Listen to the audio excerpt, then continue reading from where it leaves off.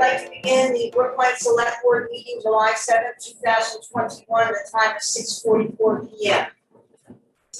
At this time, we take a look at the agenda. Any changes to the agenda? Awesome. First thing is we're going to discuss protection of our finances. It's just a ransomware. They were both, everybody was invited. Okay. I'll discuss that. And if Mark shows up, we're going to get into discussion about it. We'll get next to it. Mark, are you online? You don't. Yeah.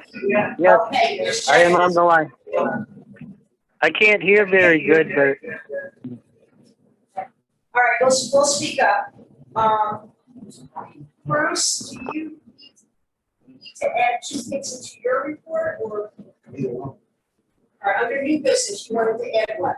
Say again.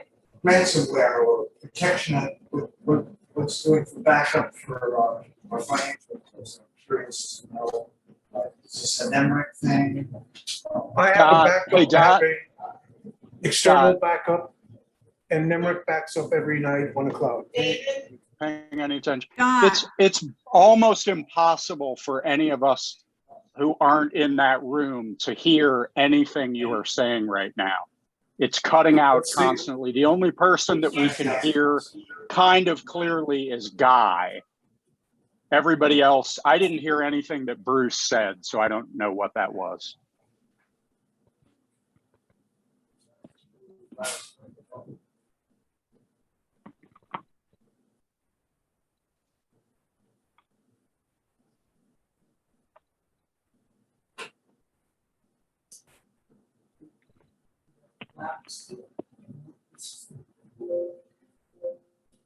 Testing. Is that any better? Can you hear us any better? A little bit better, but the bigger problem is, where is the microphone? Where is the microphone at? Microphone is the shotgun microphone on the camera. Okay, all right. That's probably not going to work very well, but I guess if that's all we've got. Oh, shit, everything works so fine. Yeah.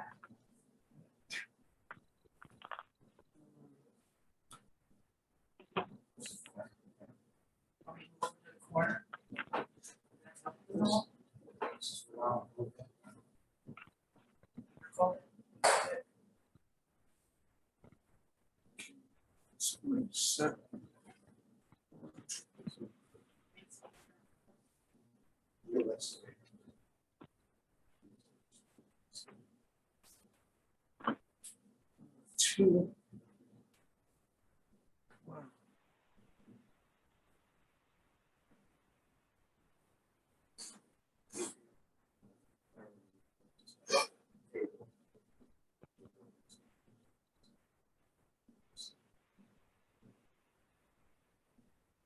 Can anybody hear anybody?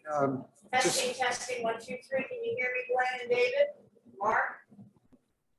You're really Yes, low. we can hear you and we can hear Guy fairly well. The bigger problem is going to be the people who are farther away. I mean, it will help if everyone there will enunciate and project a little bit, probably. Okay. All right, very good. Well, let's try to roll on then with the meeting.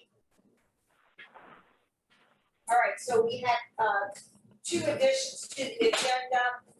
Items I and J, ransomware, and J, wheeled excavator under new business for brief discussion.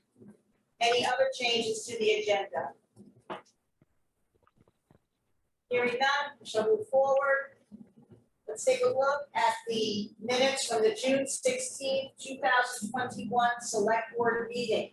Does anyone have any additions or changes to page 1 of 5?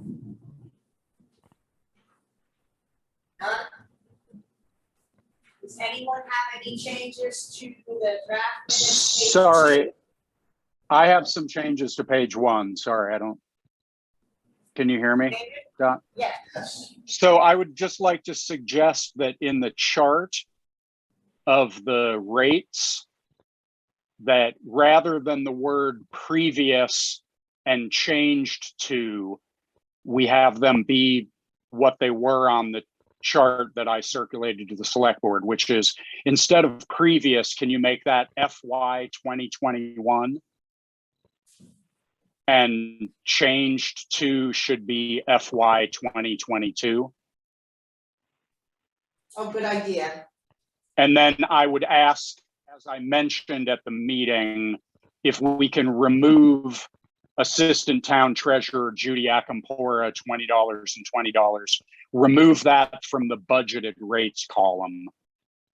It can be left in the additional non-budgeted rates, but remove it from the budgeted rates. Does that make sense, Peter? I don't know which column that would be. The second column It's here. the one that's titled, you've titled budgeted rates, the first Budgeted part of the, yeah, I mean, there's a,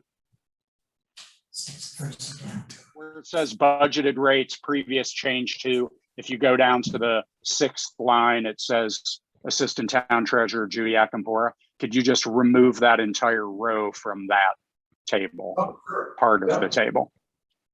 Come on. Cool.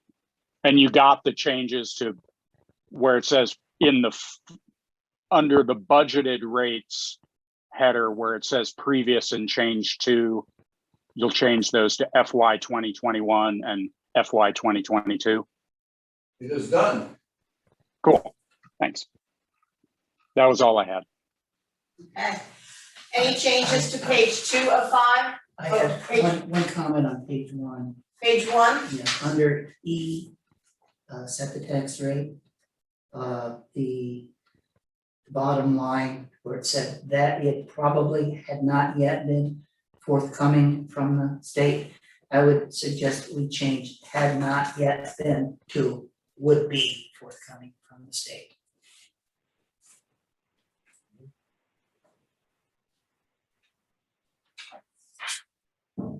I don't see that. I'm not sure where you're at. Set tax rate for 21 on item E on the minutes. Oh, item E. Noted that no tax rate has been received, that it probably has not been forthcoming from the state.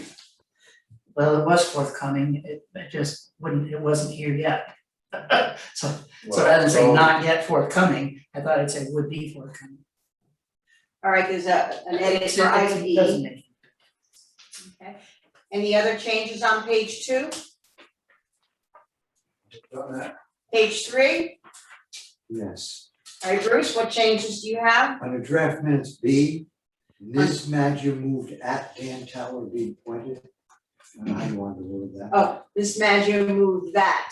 Oh, Dan, that. yes. Dan Tower be appointed. Okay. I should figure that out. All right. Anything else on page 3? Page 4? Any items on page 4? No. Page 5? Any items on page 5? Okay. I'd like to make a motion that we approve the minutes from the June 6th.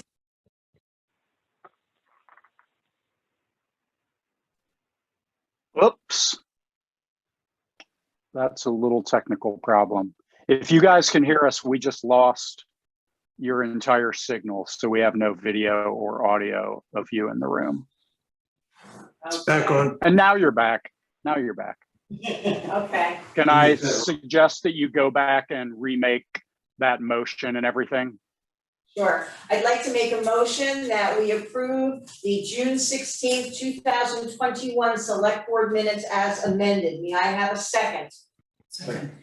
Seconded by Bruce. Any discussion?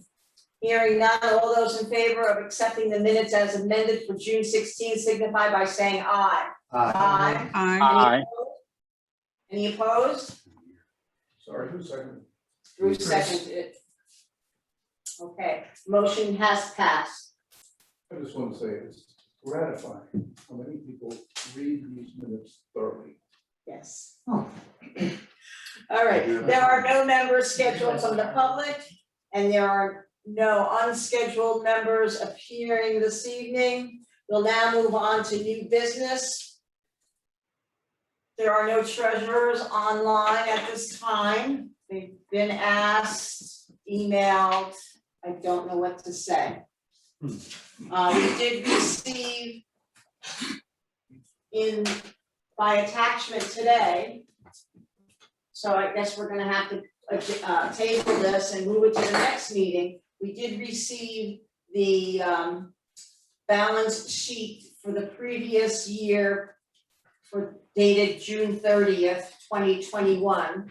And it came this afternoon, so I know that that's always a problem with the timing, so. It was emailed, by the way, 2-3 days ago. Was it? Yeah. Oh, no, it's on the road. Oh, the financial, yeah. The financials, okay. All right, we're gonna table the treasurer's report again. The select board recommendations for changes in the budget reports were made via email, but will also have to be tabled so that until the treasurers are available to discuss this. So we're gonna table item, new business item B as well.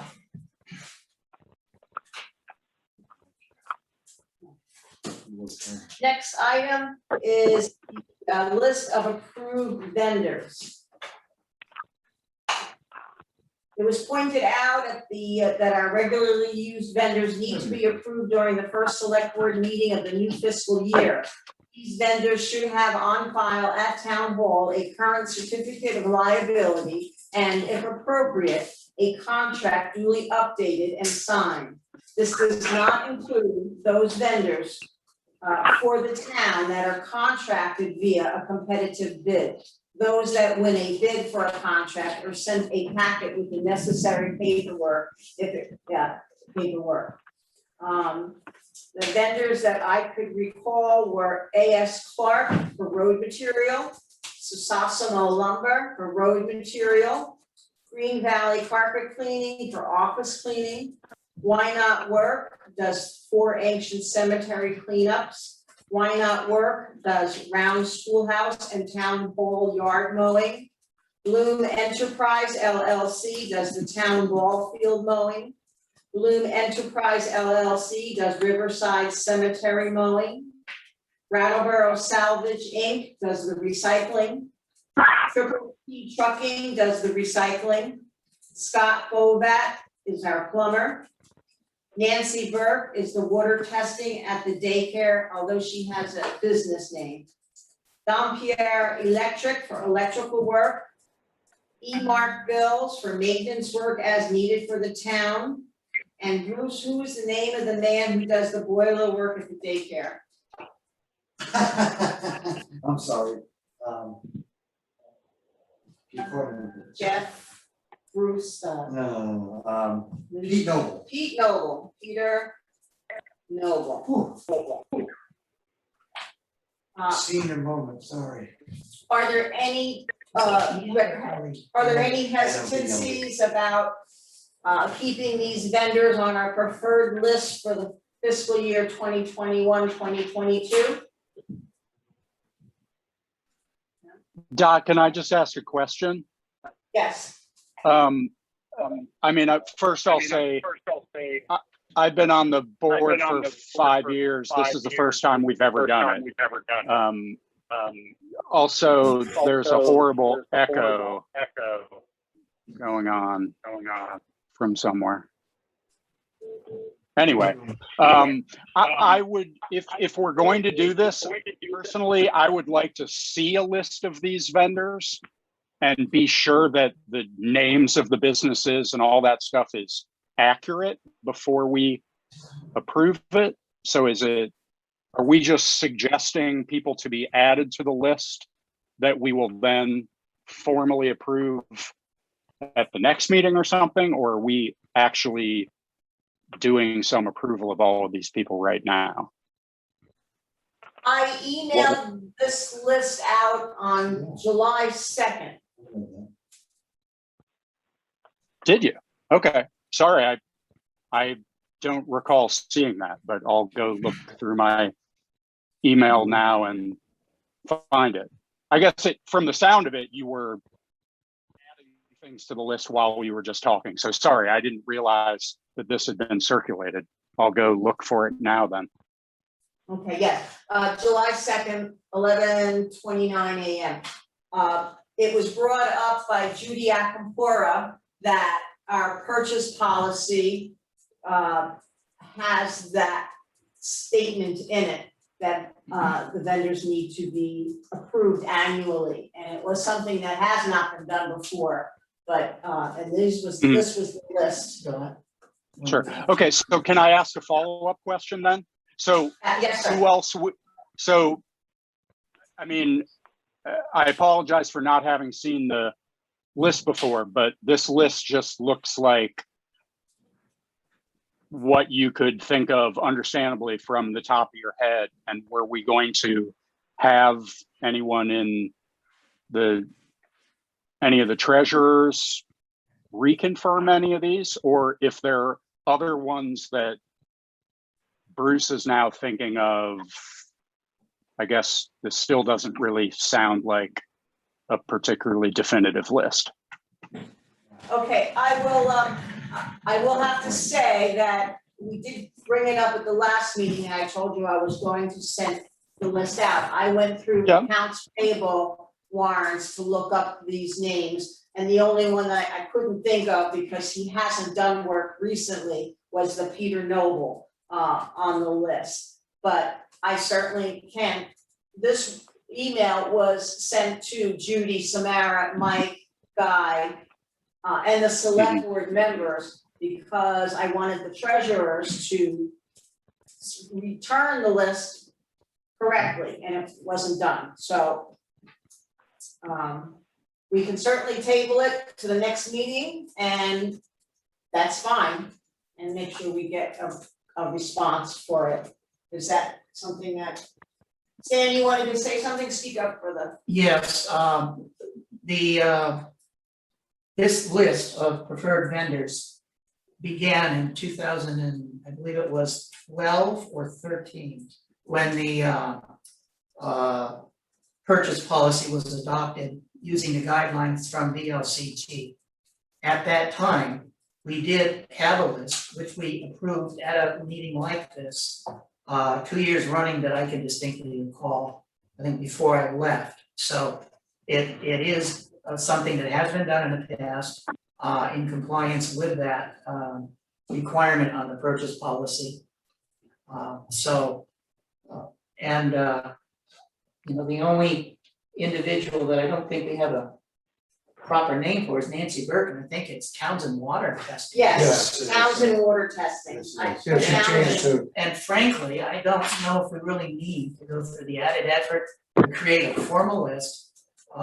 Since they're referenced, they've been paid sufficiently along the way, and not in terms of numbers of times, et cetera. I think we should just go along and approve the list as it is presented tonight.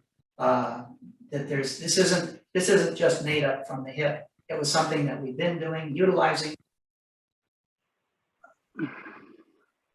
You guys just lost your signal again. We can't see or hear you, FYI.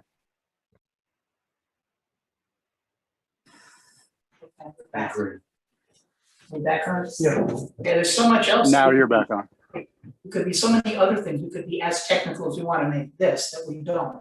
So I'm thinking that in the practicality and functionality of the fact that with a small board with limited people, that this list is sufficient in my opinion.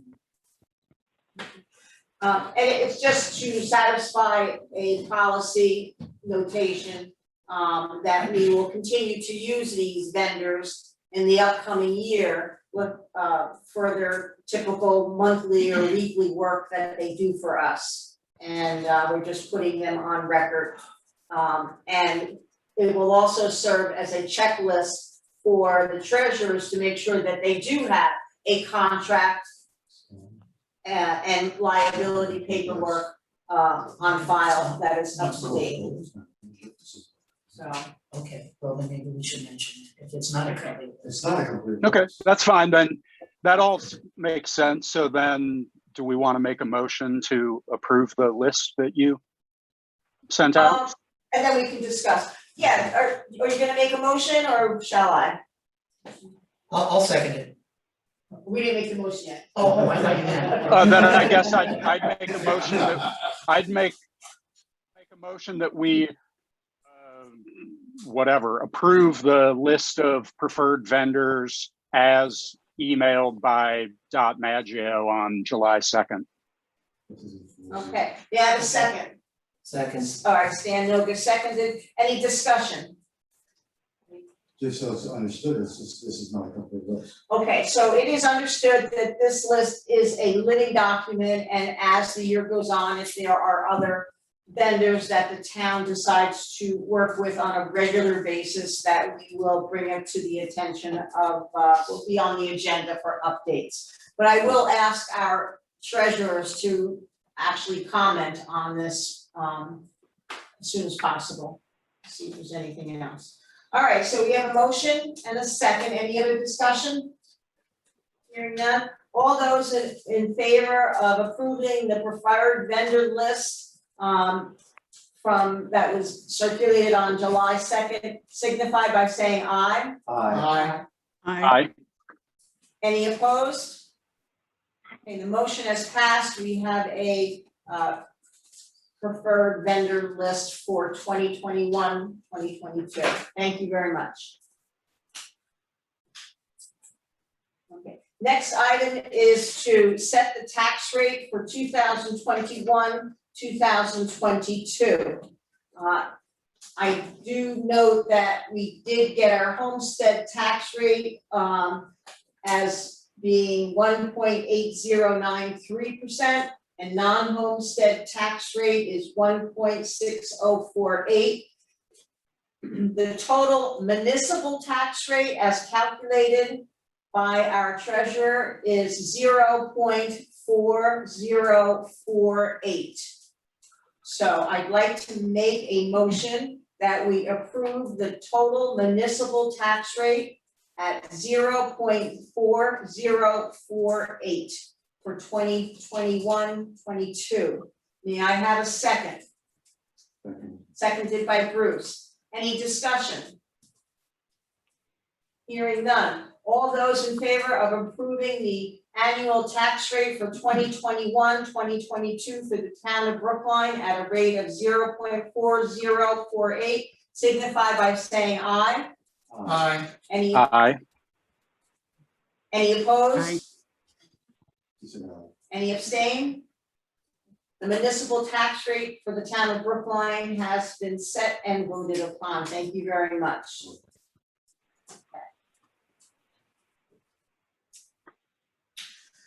All right, stranglehold contract for the Wyndham County Humane Society.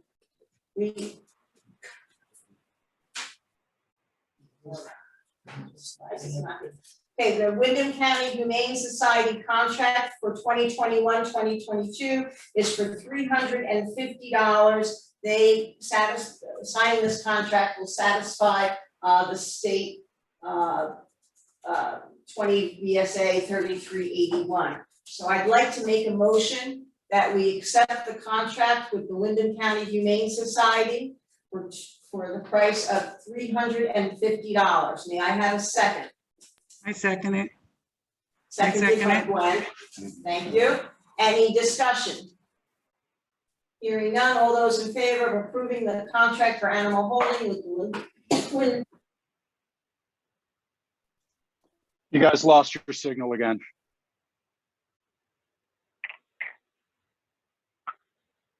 There There it it is. Okay, all those in favor of approving the contract for animal holding with the Wyndham County Humane Society for the cost of flat fee of $350 signify by saying aye. Aye. Aye. Any opposed? Thank you very much. The contract has been approved. Next item on our agenda, the maintenance cleaning of the town hall building. It was asked to be put on the agenda for discussion. Mr. Mello, I believe you requested that item. I did? Okay, I'm good. Nice and loud. Nice and loud, everybody can hear me? I see my voice still carries. Anyway, we just had it cleaned 2 weeks ago, 3 weeks ago, Doc. And I wanted to propose that we do it on a regular basis. There was some discussion between Glenn, Guy, and myself. You'll have to speak up, Bruce. How's this? Better? Yes, talk to Better. the Okay. microphone. Gwen and Guy and myself had this discussion about 3 or 4 weeks ago as to how pertinent it was, if I got this right, guys, right? In terms of repetitiveness of having the town office clean. I wanted to do it once a month. Gwen wasn't really too excited about doing it once a month. I don't know what Guy felt, so I wanted to open up to everybody. I think that we should consider getting this building clean on a regular basis and not like it's been done before, where it's been dumped on the town clerk and assistant town clerk to clean the building. Have somebody come in and clean it, clean the windows periodically and have some kind of a schedule to do it. That's the whole story. All right, so we'll start with our online presence. Gwen, since you're in the town office, what would you like to see as a schedule for having an outside agency come in to do some heavier cleaning than I don't think it needs to be done once a month, maybe every 3 months, but I don't think it needs done once a month. I don't know. Guy? I hear Guy back there moaning a little bit, Mr. Sands. Mom and Dad disagree with me. I think the town cleaning is relevant to the weather situation, so in the winter, especially where we have snow, salt and everything else, the floors need to be tended to, and I would like to get on a regular basis of once a month, let him come in and do what he's supposed to do the floors and everything else. He could do it in an hour and a half, if that's worked with you, because the last time he was here, how long? An hour and a half? He was here for 2 hours. He told Okay. us. But that was dirty, I mean, you did. Yeah, so I think he could probably do it in an hour and a half or two, whatever is, he may have a minimum thing, but, yeah, I could see it once a month for sure. Okay. Stan, how do you feel about it? Oh, I'm gonna, I am gonna split the difference, I'd say every other month. Okay, Cause I think quarterly basis is. too much. Almost in the winter months, as Guy said, with sand, snow, salt, probably those kinds of things needed to be cleaned up more frequently. Mhm. And in the summertime, unless it's raining, I suspect that there probably isn't an awful lot of debris, dirt, whatever being brought into the building, so. Okay. Something in between for me Yeah. would seem to make sense, and in a way, everybody's kind of met at a halfway point, hopefully Yeah, everybody will be happy.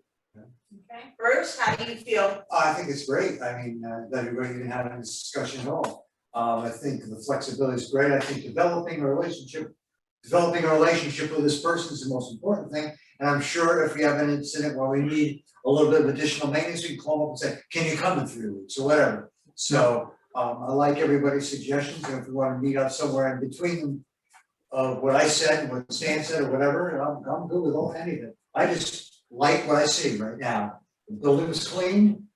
I don't want my town clerks doing it. I don't think it's right. That's my, I want it clean, no mice poops, disinfected. We have a lot of people that come in here. Amen. I guess I've made my point. David?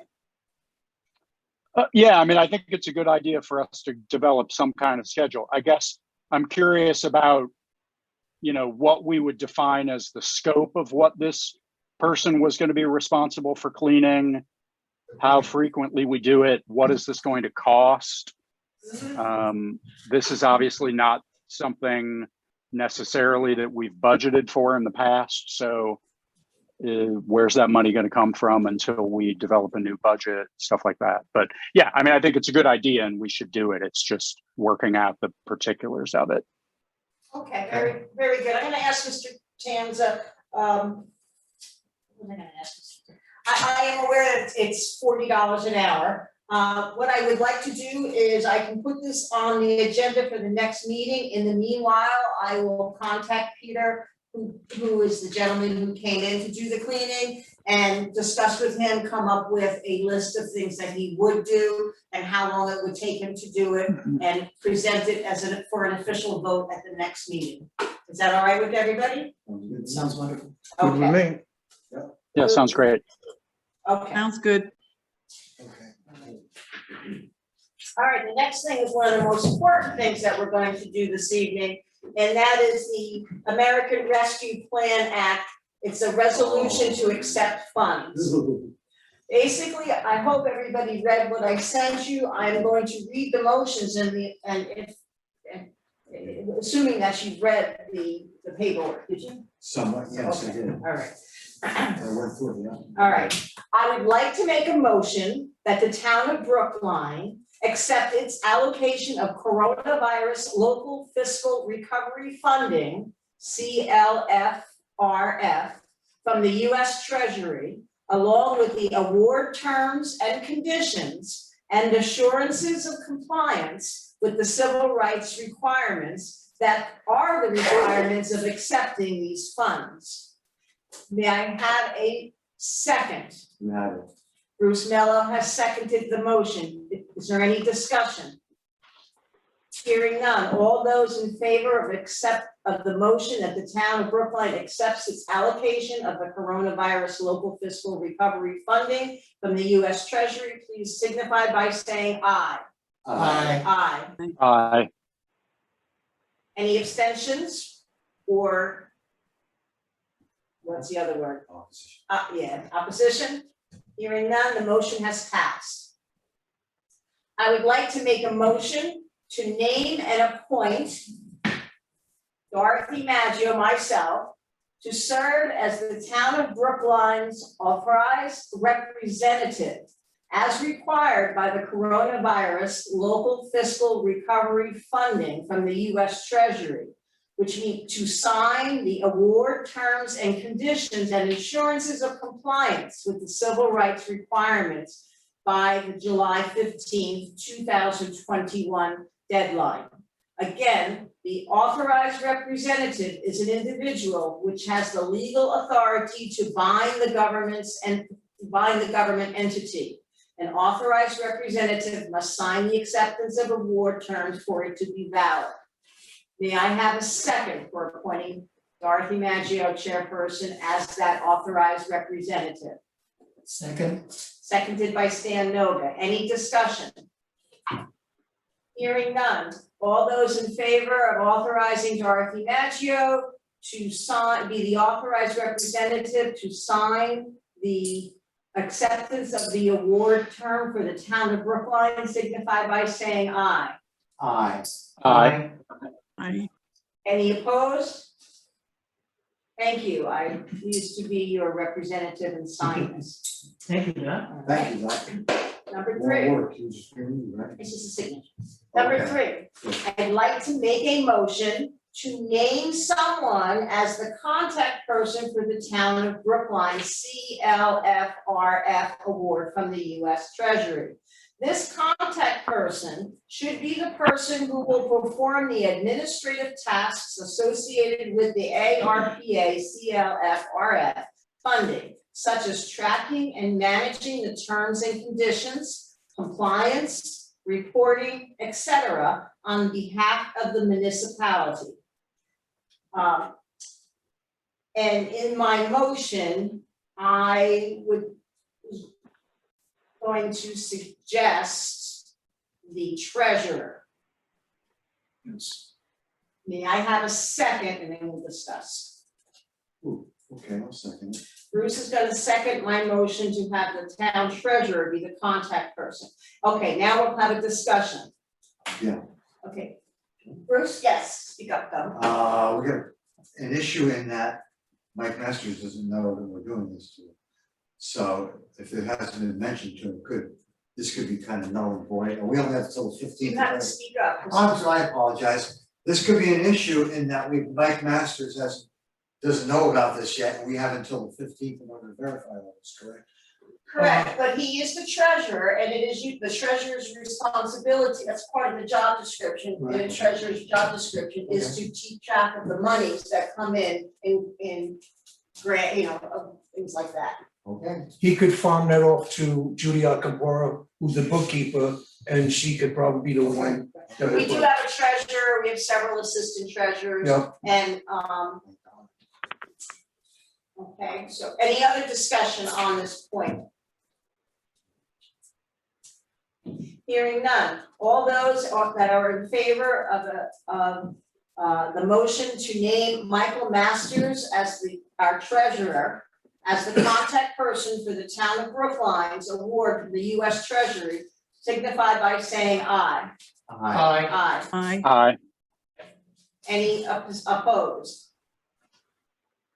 Hearing none, all the motion has passed. Our treasurer will be the contact person, and we have now completed the requirements in a public meeting for accepting these funds. And I will, as the representative, go to the portal and finish filling out the paperwork. And we don't know what the funds can be used for yet, but we will make the deadline and we will be in line for some money. Thank you very much. Thank you. All right, next item, item H, Disability Rights of Vermont Polling Place Accessibility Survey Report for the Town Hall. We received a visit in which the Tina Hagan, a senior investigator for the Disability Rights Vermont, came through and reviewed our access, and there were 2 deficiencies that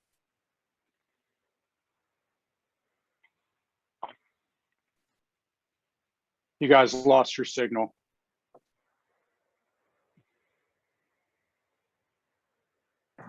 Sorry. we can, yeah, what happens when we lose the signal, I get a big rainbow on my screen, so. Yeah. Thank you, David. The 2 deficiencies was the ADA van parking space and signage, and a beveling of the wheelchair ramp into town hall to remove a 1 1/4 inch of a bump that a wheelchair would have a hard time getting into. So, yeah, I'm not exactly sure where we go to. I'm sure they could tell us where we would go to get the markings and distances and size of van parking spaces and the signage and such, and I'm sure we could also find someone to bevel out or reduce the 1 1/4 inch bump for the wheelchair ramp. I guess I'll start with online. David, what do you have any comments about this, or have any connections or knowledge of ADA accessible parking spaces and signage? I have no knowledge of it. I mean, these both sound like very reasonable suggestions, and I think we should investigate trying to address them if we can. Gwen, anything you'd like to? Maybe Mark, because he's dealt with signage and markings on the highway, maybe he knows who to contact. Yeah, we can get the signage and stuff through Oh, this. that's a good point. Mark, can you hear us? I can hear half of it. Okay. Mark, in your experience, do you see in the when you order signs, have you come across handicap parking signage? Is that something that we can talk about in the next couple of weeks with you about? Oh, getting sure. some sign? Yes, I believe the company that I deal with on signage definitely has what you need for that, and I can meet up with you and bring you information. All right, well, that's a good idea. Thank you, Gwen, for suggesting that. Stan, you wanted to say something? Yeah, is the contact person that Mark's referring to also going to be applying the line and the disability parking logo that goes in that parking space? No. Is that required? And I guess there's a question I have about that, and I don't know if the person that sent this might have said something when they were here. Yeah. But it gave 2 size spaces. I believe the 8 foot wide is for a car, the 10 foot wide is for the van. Mhm. Will, if we do 1 space, 10 foot wide, That's what she wanted, the that's van. all we need to do? We don't need to provide another disability Right. space at 8 It was foot wide? basically for a van, and that was my understanding. They were very pleased with what they saw here, but they said these 2 things, and Mark can pretty much chisel out the cement and do anything So it's a pretty easy thing to achieve without too much expense. And I know Mark has the ability to get the signage.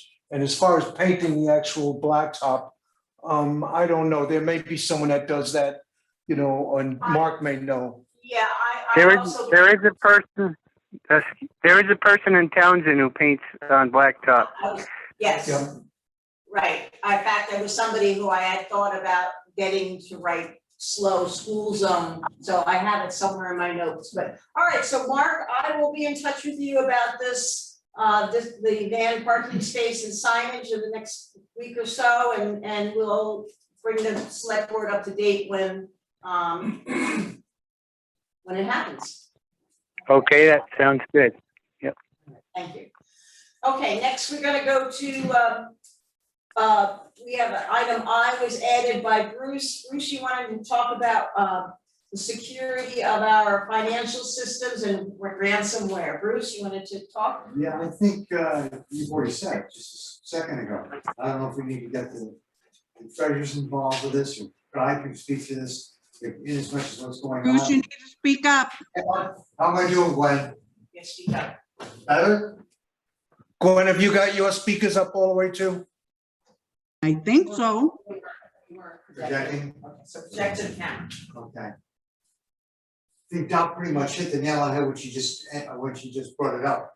But I was just really concerned after watching what's going on in this country right now, that how much of a risk this town is for our financials.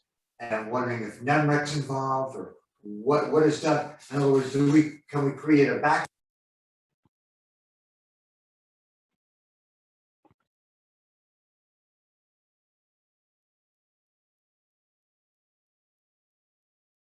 There you go, I'm sorry.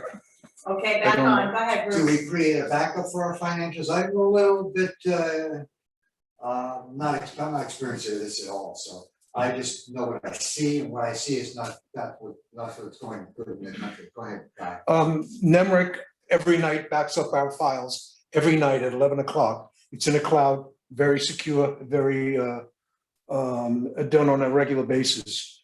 As far as the other files, we have an external backup file, but cybersecurity, we use two wired guys, and he's got us hooked up with Avis, I believe, is our security thing. And Dan is very, very security conscious. There are some software programs out there, but they come with a price. And that's the problem. This cybersecurity thing, now everybody's jumping on the bandwagon, you know, to whatever they do. And it comes with a price. I don't know what the price is, but I would definitely speak with Dan Neal in regards to cybersecurity, because he's really right up to speed with that. Okay. And that, like I said, NEMRIC on a regular basis backs up our files to their cloud every single day. Okay. And they have, from what I understand, a good level of security. But there is nothing perfect out there, unfortunately. Can you give me that acronym, please? Remember? NEMRIC is MEMRC. See, right, New England Municipal Resource Center. Right, yeah, so a valid concern, and I feel a little bit better. We do have individual hard drive backups and Yep. cloud backup, Yep. so. Yeah. All right, item J that you wanted to bring up is a wheeled excavator. Yeah, I mentioned it, I believe at the information meeting, and one of the projections this year that I had, that I wanted to see the select board consider was re-up the idea of the wheeled excavator. In the past, the select board had approved the wheeled excavator, and then it was shot down at town meeting, which is a different issue in that we didn't really need to bring it to town meeting, given the past grandfathered situation, what happened with the grader back almost 40 years ago, which Guy and I visited with paperwork last week. Not getting off on a tangent about that at this point. I wanted to start talking about the development of the need of having this wheeled excavator. Financially, we'll get into that a little bit later. We don't have to do that to even do that tonight. I have no problem being able to have this explained so that it's affordable for us to do it. In fact, it's almost stupid that we don't. But given that, I'm gonna ask Mark to chip in, because Mark gave me a pretty good explanation of the needs and uses of the, if we had a wheeled excavator and what we're missing by not having it. So I don't know how prepared you are, Mark, after our little discussion last week, but I'm gonna turn the floor over to you for a minute and see what you have to say. All right, thank you. And feel free to stop me at any time. But I had, well, just over this past weekend, we had some hard rain and some wind, and we ended up with a plugged culvert on one of our town roads, and we have nothing in town to go and fix this problem. And it's kind of an inconvenience each time we have an issue to have to call around and find a vendor or rent a machine and then come to the board and explain. On an everyday basis in Brookline, there is room for improvements to keep the roads in top shape. And being that it's a part-time job makes it tough to get things accomplished.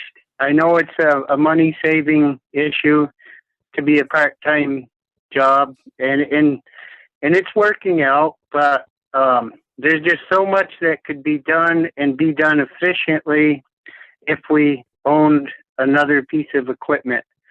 We do own the town's road grader, which was bought secondhand and is working fine, but there's only so much you can do with a road grader. The road grader works great for scraping the roads when needed, but you can't do the things that are required to keep our roads maintained.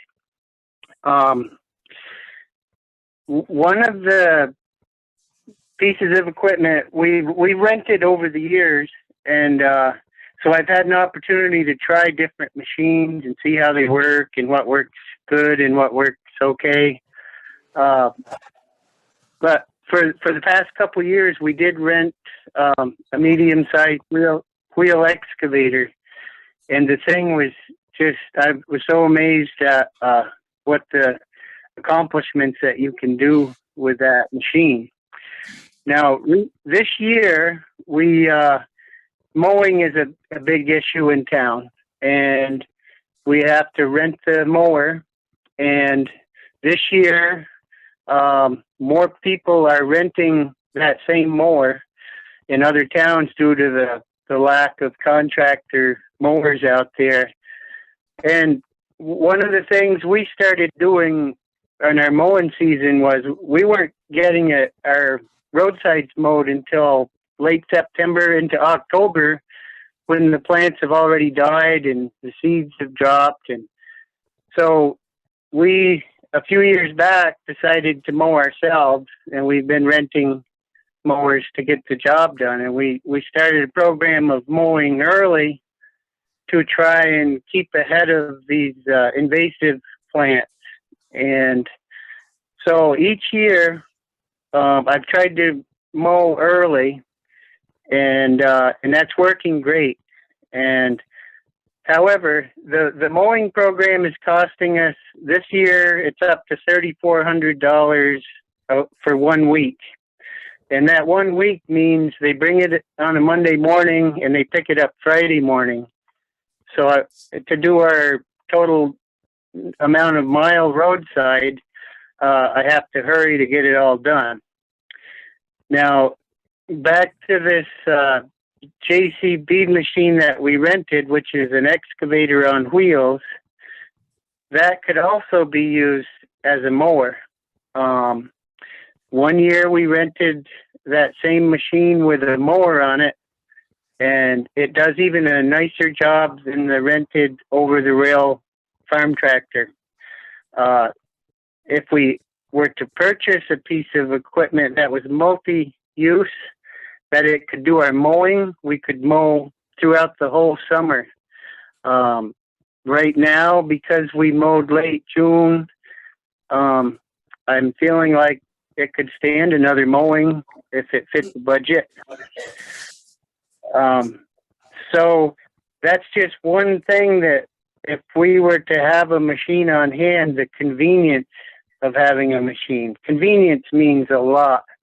You know, being able to come to town and spot something that needs to be taken care of, such as a plugged culvert or a tree in the road. This thing can pick up rocks, it can pick up trees, it can dig, it can replace culverts, it can help install signage, it can load and unload materials, it can pull a utility trailer with anything we need to do that needs to be brought to a job site. It travels at 25 miles an hour down the road. So having that machine at the town yard to be able to go and check the roads, and if there's an issue, go with that machine to that spot and correct the issue and then take it back. That would be so convenient and so efficient. And every time we get a rain, the roads change. The roads need a crown, and we need runouts so that this rainwater, when it leaves the road surface, it can disperse evenly out into the right of way. And so each time I grade a road, you need to make sure that all these runouts are working properly. And this is a year-round thing. You may get a rainstorm in the winter, and you need to open the snowbanks up every so many feet to allow snow melt and rainwater to escape the roadsides rather than eat the road up and continue all the way down the road. I've seen that happen numerous times, and we have nothing in town to fix it. The town owns a road grader, a 1988 road grader. They own a chainsaw. They also own a pole saw, which is a chainsaw for reaching high up. They also own a set of road rakes, which after I scrape the road, I pull the York rakes behind my pickup to deflect all the bigger rocks back to the ditch that are left in the road. So the town only owns like 5 things. And, you know, the town of Athens has one more mile of road than Brookline, and they have 2 guys with dump trucks and backhoes and excavators and rakes. And I mean, I'm not comparing us to them. I'm just saying that we only own the one piece of road equipment to maintain all of our travel. And so since our last select board meeting, I have met with Jeff Nugent from Wyndham Regional Commission, and we are signed up, and it's a state standard for us to on this road erosion grants that are available. And we're signed up for grants every year. And this year, Jeff would like us to start with, they've gone out and mapped our entire roadways. And there are priority sites, and then there's regular duty ditches. These ditches will be stone lined with 8-inch crushed stone, sharp edge stone that compacts into the ditches and keeps the silt from eroding away. And by the year 2025, as a state standard, we're supposed to have all of the segments of road that Wyndham Regional has mapped out for us is supposed to be done. And I think it's a great opportunity for the town to have a machine that we could use to do this work. We only have to pay back 20% of a almost $10,000 grant, and we just need to get the work done by their specs in a time manner. So I met with Jeff Nugent, and our first projects this year will be just off the pavement going up Putney Mountain. We've picked out the 3 of the priority segments. It's water that continues to run and will join into bigger streams, then rivers, then into the West River. So knowing that for the next 5 years or 4 years that we're going to have to apply, we're going to have to dig these ditches out and then line them with this crushed stone to be up to state standards with this Clean Water Act.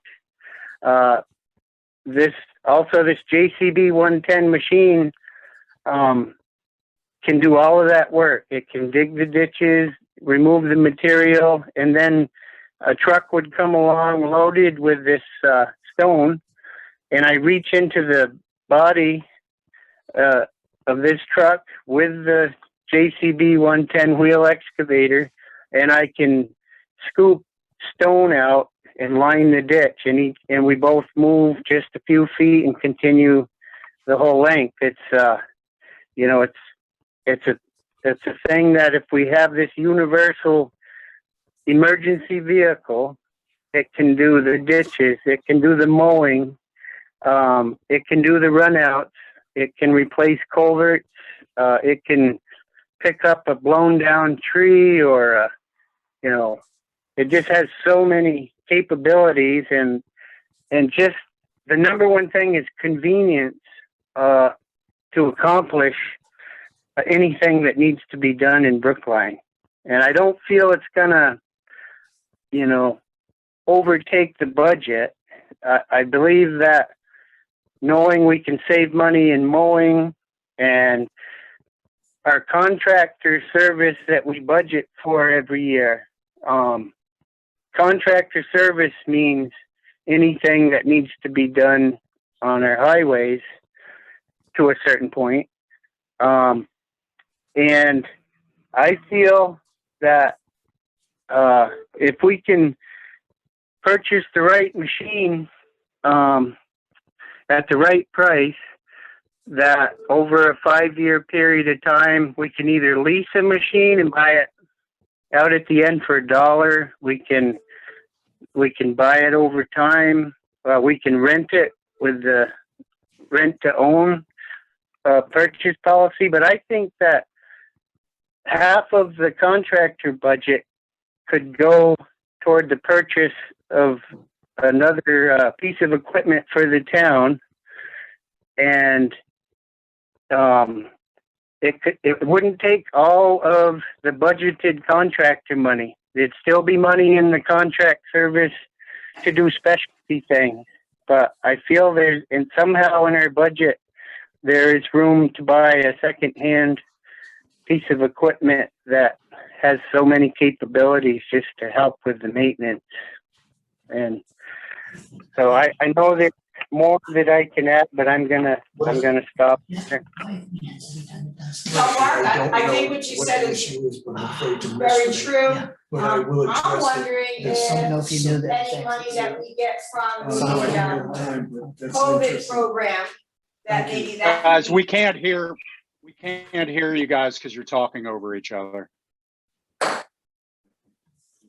Mark, I was saying that your ideas are very good. We've heard this before. We should follow through with it a little bit more detail, and maybe there'll be some money in the award from the Treasury that can be used for equipment, and that would be an ideal purchase. So it's something that glad you put it on the agenda. We'll put it on a future agenda. And Bruce, you wanted to say something else, and go ahead. I'm done. I want to drive one thought home.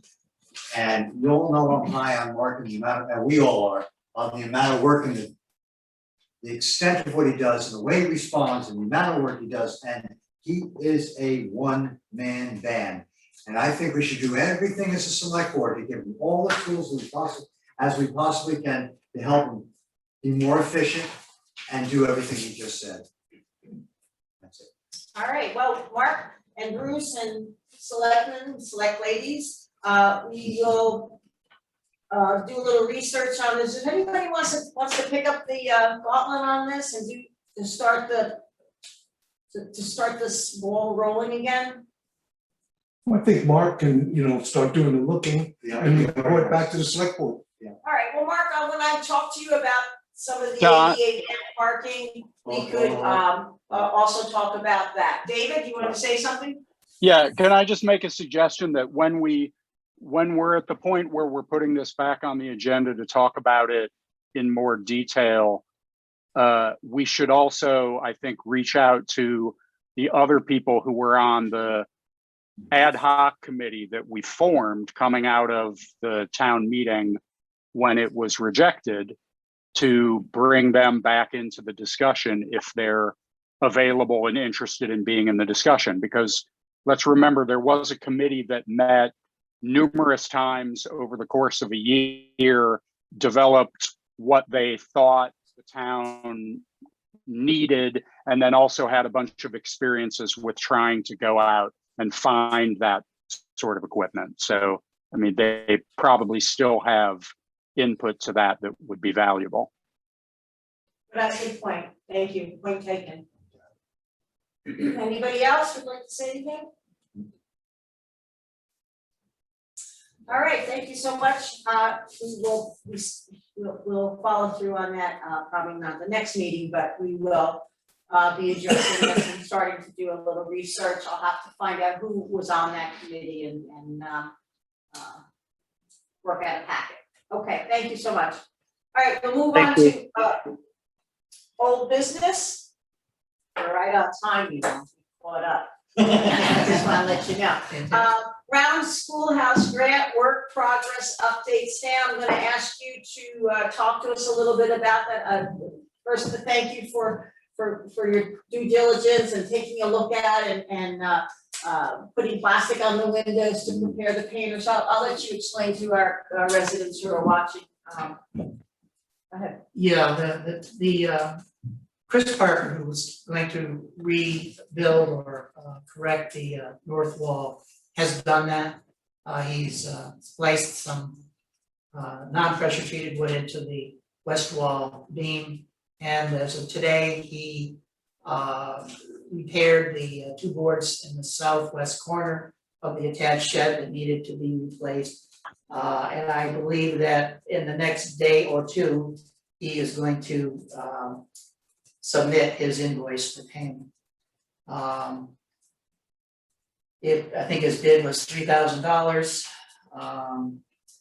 And he's done essentially what he has promised to do. I personally would interject that I'm not necessarily personally pleased with the decision to the extent of work that was done, but it had already been organized and we were under basically a 45-day time limit to get this ball rolling. And when we decided to interject ourselves, if it would be allowed by the commission, I offered to simply ask if they'd like some assistance and they accepted that. So what I might have thought and what I might have communicated back to people has not happened, simply because it wouldn't be specifically pertinent to getting the jobs done in a timely fashion. So the work the structural work on the shed, some of the cosmetic work that I would have had done if I were doing it has been done. So I think, I think when I look at the past phraseology between PVT, PVT and myself and the initial contract and the vagueness of it all, I think that I have no idea what the original commission members discussed with the president of PVT nor the field rep for PVT. So going with what was known to us as well, not knowing exactly what, but looking at what we have in verbiage in writing and what we got ourselves into. I'm glad that the job is finally, after 10 or 12 years, whatever the length is, to have it done. And the guy that's doing it, Mr. Parker, has done a very good job of what he's done, I must say. It's very neat, precise, beams are straight, level, what have you. So I have no complaints there. So I'm not sure without his actual invoice, whether I would recommend that we take a vote tonight so that I can forward his invoice along to the state with photographs. He called me last week on Wednesday, I believe it was, and asked for payment, but he had not corrected the southwest corner board replacement. And he apparently did not read the scope of work that was sent to him by Dot. And I sent him an email the other night explaining that that was in that scope of work, and that if there were issues that he was not going to do what was in that scope of work, that he should have brought it up before he started doing work. And obviously that did not happen. So what he's done, I guess, is in compliance overall with what we wanted. And I guess I probably would want a motion that we, one of the motion I'll make in a moment is that we approve payment of his invoice as subject to the actual receipt of it, so that we don't have to wait 14 days to pay him when that probably isn't what his normal payment method is. Regarding the painting, I did cover the windows with the plastic, and that's to keep the rain that we've had over the past week, and that we're probably going to have a lot before now and next Tuesday, so that hopefully the painting can proceed without delay because of wet frames and sashes, etc. I was going to, before today, email Mr. Holden to let him know that we've done that, but I simply haven't had the time given other responsibilities and the responsibilities that came prepared for today. So when I get home tonight, if we're going to do that, I will remind him that we've done that and ask him if he's got more specific a date to proceed on this. I have a question, Stan. I recall, if you're gonna make a motion to pay Chris Parker for the work done on the round schoolhouse, it is being paid for through the PTV, is paying him directly, correct? Okay. But they need, I believe, I may misunderstand this, but they want our statement that Yes. we have approved the work that's been done, Yes. not necessarily approved their disbursement of it, because you're correct. The proper process of this is that we approve the work, supply them with photographs to substantiate that what was to be done has been done, and then send it along to them. And then And they will. and that we need to provide his address, his name, et cetera, Right. and the amount, which will be on the invoice, and they will submit the check directly to Mr. Parker. So you're right, that is the address. I guess what I'm looking for, I don't know if anyone has looked at the work. I know I did. I don't know if anyone else has it. I can tell you that he did do what he has promised to do. Right, in the letter that I sent to Chris on the June 26th, it does say that the Preservation Trust of Vermont will be issuing the check to pay for your work on this project, so yeah, he's aware of that, that's a step. He is aware, yeah. I don't think he's aware, but I did put it in an email to him within the last 2 weeks that we can approve it and we can send it along to them. We can provide them with the photos, but PVT has to approve it as well. Correct. So it's a dual process. It's not a matter of, we just say, okay, pay it, and they pay it. They've got that one step in there themselves. Right. For completing it in the manner that they require. Right, do you wanna phrase your motion? Oh, okay. I motion that we approve the work to be in compliance with the contract, which was scope of work which was described to the contractor, Chris Parker. I'll second that motion. Any discussion? I guess I'll just say, as far as discussion, has any of the members of the Historical Society reviewed it, as far as you're aware, Stan? Yes and no. When Chris Parker requested payment last week. He called Joe Dutton for permission to process this. At the time that the select board got involved, I was advised that Joe was not able to participate in the upcoming selectmen's meetings because this is a busy time of year for the business that he's involved with. I have had no contact from anyone else on the historic commission. Joe, I don't think got a copy of the letter or scope of work or the process from anyone on the board. And when he received the phone call last week, he looked at the work that had been done as of that time and said to me he emailed me that he was satisfied with it and it was okay to pay it as far as he was concerned. So it's not like it's a full commission vote. He is. Yeah, but it's better than nothing. Okay. All right, That that's is good. correct. That is correct. Okay. Because I guess I'll just say I'm going to vote to approve this, but I've not even looked at the thing, nor would I be someone who would be able to judge the quality of the person's work. So I'm deferring to you and your attention to it and your understanding when I vote yes to approve it. That's all. Thank you. I concur with that as well. And I will add that I would CC the Wellmans and Mr. Dutton when I sent letters out to Mr. Parker, Mr. Holden, so I kept everybody in the loop. All right, so we have a motion on the floor, which has been seconded. Any other discussion? Hearing none, all those in favor of approving to the work completed by Chris Parker to process for payment through the Vermont Preservation Trust of Vermont, signify by saying aye. Aye. Aye. Aye. Any opposed? All right, thank you. That motion passed, and we'll now wait on Mr. Holden's process, so I will add that for the agenda. Thank you. Okay. Yeah.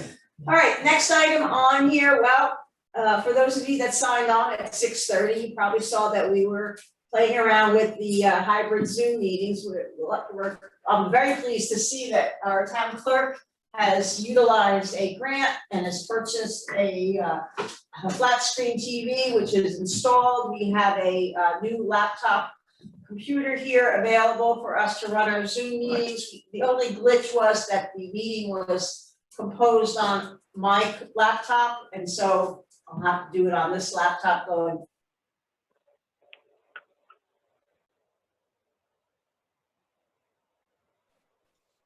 Well, maybe not the only glitch.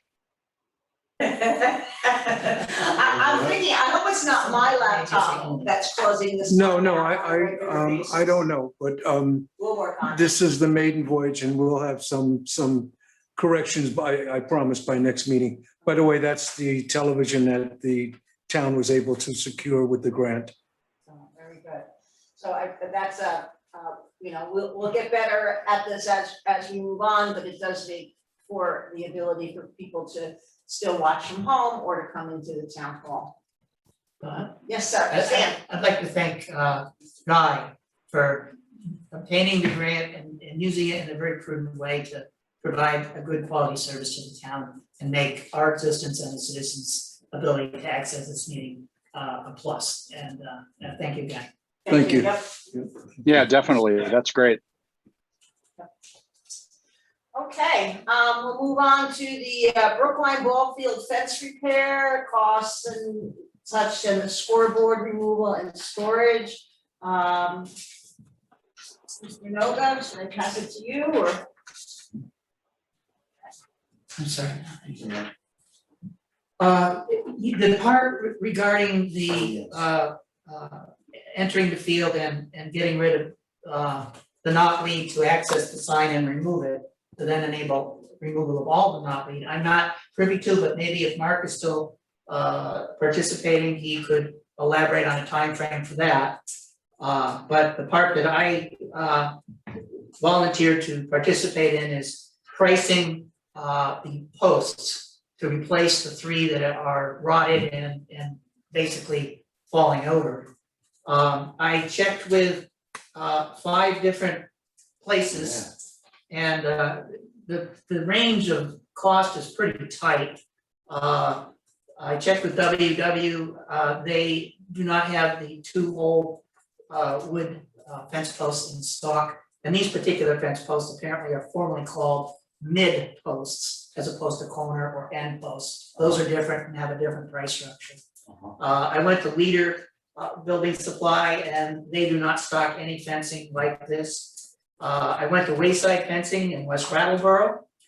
They have a post that is pressure treated, and it's a color that would blend reasonably well with those that are there. It's not gray, but it's a brownish gray. And so it wouldn't stand out to the extent that perhaps a regular pressure treated board with smooth yellow color would. And they're charging $15 for each post. Perkins Home Center has virtually the same thing, and their cost is $12.85 for each post. And then I was over in Walpole, and I stopped in at La Valley Home Center, and they have posts that don't have the 2 holes. You could make it it's a solid post, it's cedar, it's not pressure treated, and those are $7.69. They do have poles, same material, that are in fact containing the 2 holes, so the 2-hole posts that don't need to be modified by anyone. Those are $12.49. And they appear to be cedar, so they would last a while. So the range is pretty tight. I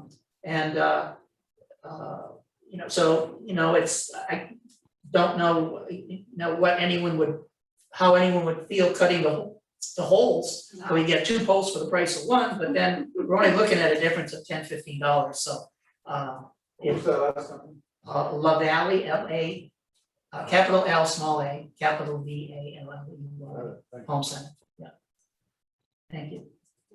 I don't understand when you're saying that there is something that's colored.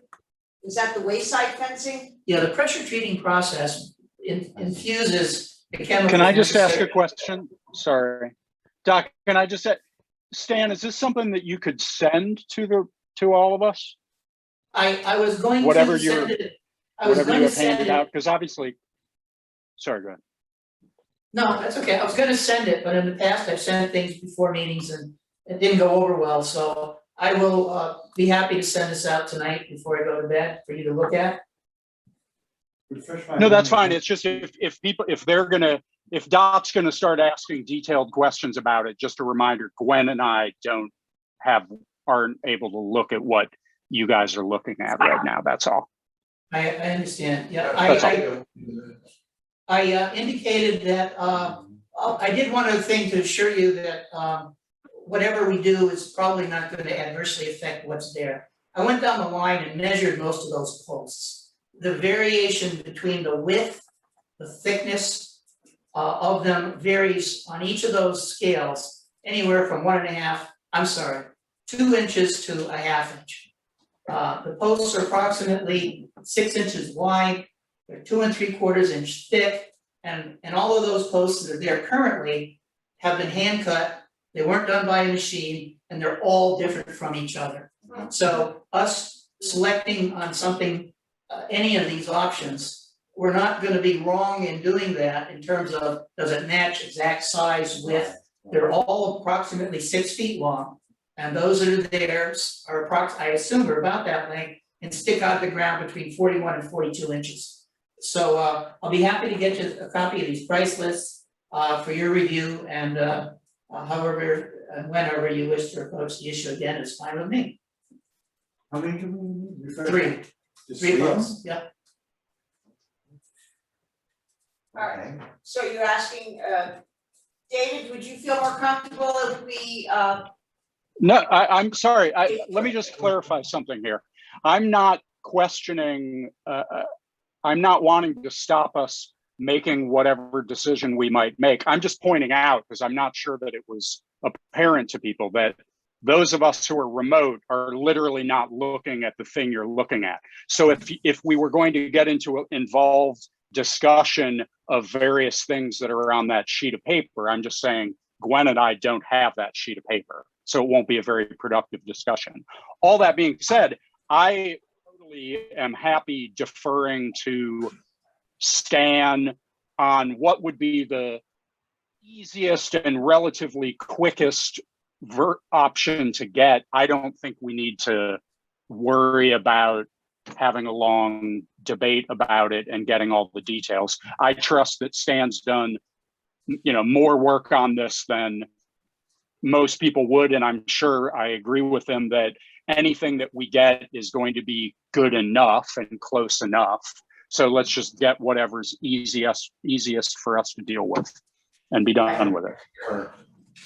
Right, so basically Stan read what was on the sheet. If you'd like me to summarize it again, it's just the range in price is $15 to $7.69. There are two intermediate prices, $12.85 and $12.49.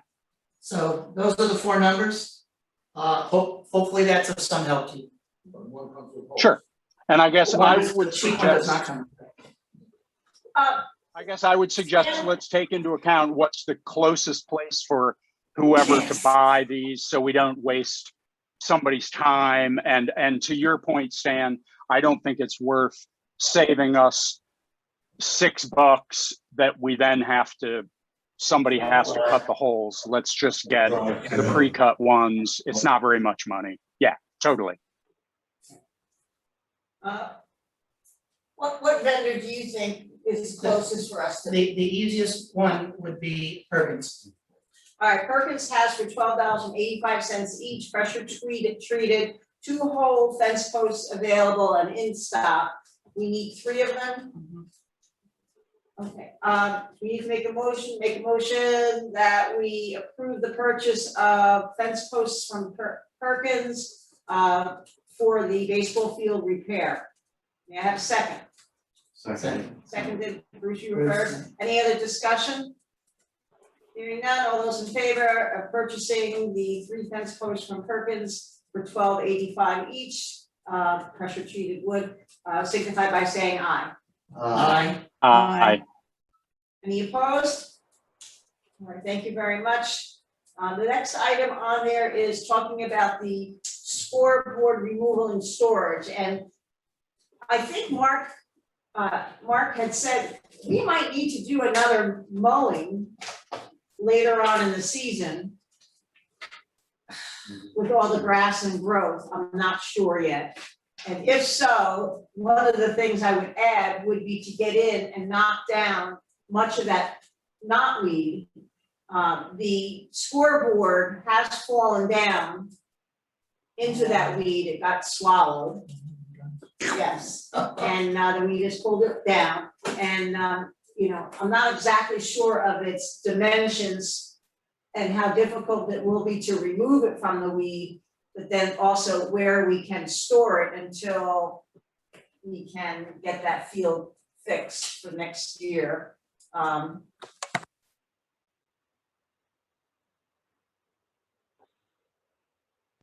it, okay.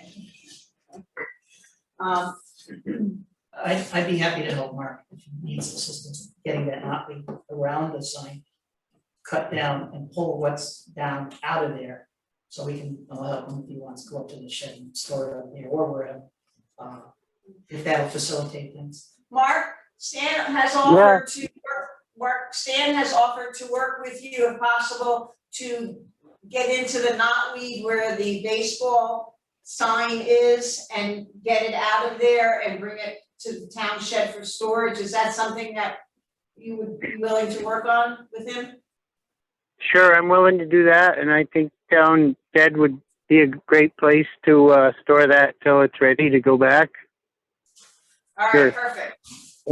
And as far as mowing goes, yeah, that would be great if we end up renting that machine that was talked about. That could come with a mower and it could lift and mow it.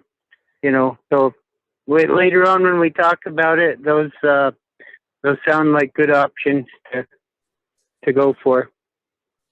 All right, excellent. May I make a suggestion? Yes, Stan? Mark, my schedule probably is a little more fluid than yours is, so when you're ready to do that, just give me a call or send me an email and I'll get right back to you and let you know if that makes sense. Thank you.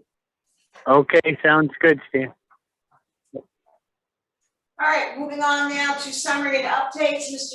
Town Clerk Guy Tanza, the floor is yours. Basically, it's business as usual. We've had a big influx of title searches now that we've relaxed the rules and we're back to normal.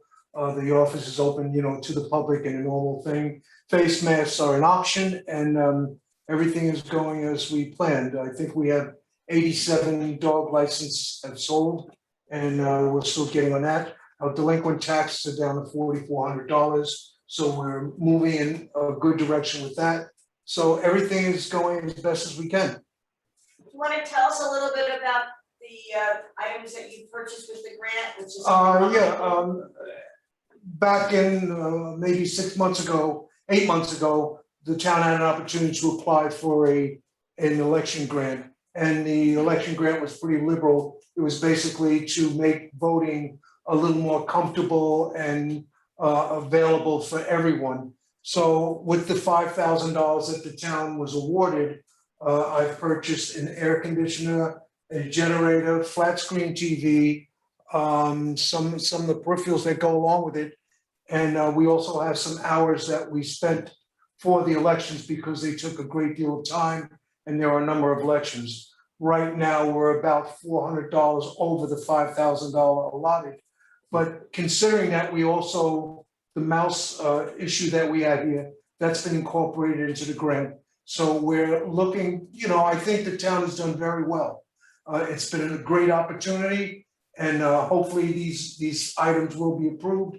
I don't see why they would not be, but it's brought the town into the 21st century with the remote meetings. And I think that's going to be a thing of the future as we progress and go forward. We will fine tune this and it will be something that'll be acceptable. The issue with the air conditioning I've learned tonight is that it is a little loud for the meeting, but then that depends on where we place the mic and everything else. So these are the logistics that will work out, but we're in the right direction. And I thank everybody who supported these things because it's going to make the town a better place, especially for emergencies and different things. The generator, as you see, Bruce, we'll do something with that, but the fact is that we have the generator. Oh, yeah. We'll have to pay for the hookup, but we're halfway there. More than halfway there. Yep. Good. All right. Well, thank you, Mr. Tanza. All right, briefly, I'm going to go through a couple of items. As you are aware, we were all mailed a newsletter from the Brookline Youth newsletter. I'm very pleased to see all the contributions that are there. There is always room for other people to write articles. So if you're interested in adding something to the newsletter for the next quarterly letter, you can certainly submit a story. They asked for it to be in the third person and about 350 words. The new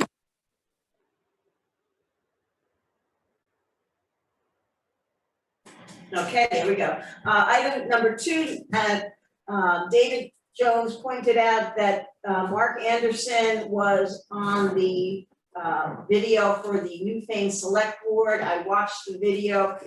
He talked about the Wyndham Sheriff's Office hiring a civilian animal control officer and sharing the costs through several towns. Mark Anderson and I have played phone tag a few times, and so I don't have any direct conversation with Mark, but it's sort of like an insurance policy. They have 24/7 hour dispatch for loose animals. They would handle vicious animals and such. I will have to bring it back to the agenda when I actually talk with him. You still need to have a local animal control officer for the town, and but if you decide to join this small consortium of the towns. So right now, there are 4 of them sharing the officer. It is a possibility, so we don't have it budgeted for now, but it is something I'll follow up on and bring you information when I actually get to speak with him a little bit more. Late in the month of June, Mark told me about the signing of the grant paperwork for the town of Brookline, and so we have a letter of intent to participate in the municipal road grant and aid program that was sent in on time. Mark Bill's already told us that he met and worked with the office in the Putney Mountain work. I have that, and I have the municipal assistant grants and aid for Brookline. We received a grant of $6,700 for that particular work. I did reach out to David, our selectman David, to ask if he would continue helping to keep track of the road grants, and David, are you still saying yes? I said I would do my best to help when there are things that need to be submitted, and I will do my best to pay attention to the pre-existing grants, which we already had, that we have paperwork that we'll have to be doing and continue to do while we go through those.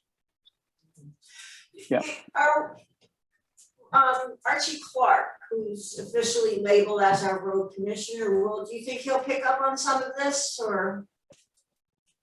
Yes. I don't know. I mean, I assume he did in the past. What I'll say is, prior to a couple of years ago, when we had no road commissioner, I had never been involved with doing any of this stuff. So I don't know. I mean, I haven't had any conversation with Archie about whether he can be involved in new things. I mean, I've pretty much been seeing through, or intend to see through, the paperwork end of things for grants that Mark and I collectively submitted a couple of years ago. So what the process should be for new grants, I don't know, to be honest. All right. I did share with Archie the information that I got emailed, copied him, so hopefully he, if he needs to be reached, Mark, if you need to talk with Archie, I'm sure, he responds quickly enough to you, and if not, let me know and I can reach out to him too. Okay. All right, next item on my quick list here, diversity, equity, and inclusion training. If you were not able to observe the live webinars on June 21st and June 28th, I included in the agenda the name of the woman to email, and she will send you a copy of the videos that have been missed. The next live webinar is July 14th. Again, 3 to 4:30, which is during regular business hours. So if you can't make it, you can email her. My printer didn't give me the address here. It's sort of turned pink, so I can't really read it again, but it's on the regular agendas. Okay, next building commissioner report. Oh, one other thing. I did have a town health officer complaint that came in from a resident who was concerned about the septic system of an RV on an adjacent piece of property. Mr. Noga met with me and came over and we walked the grounds. We talked to the man who owns the RV, and I also spoke on the phone with the owner of the property. We observed no health hazards or concerns. We saw no wet spots, and there is a complaint and an inspection form that's going to be put on file for future reference if need be, but it was a non-event. And next, we'll move on to building commission report. Bruce? Okay, first off, Mark, if you could, when you get in there, give me a buzz. I want to talk to you about a couple of things. Okay, sure. Whenever you get a chance, no terror. Okay. Yep. I did get the culverts I don't know if you beat me to coming to the buildings last weekend, but I dropped the culverts behind both spots that we talked about. Okay. Okay, so you can call me tomorrow night, we'll talk more about junk stuff, a bunch of stuff, okay? Yep. Thank you. Okay. First off, I want to bring up the relations to buildings, the round schoolhouse, we should might consider two things. We've talked about the sign, which is really faded, and screens, and Cynthia now has said it to me twice, and I haven't gone up to the screen place up on Route 30 to ask them. There are screens that you can put in supposedly that are built in such a way that they prevent moisture from coming. I'm sorry, prevent Hey, Bruce. moisture. Yeah.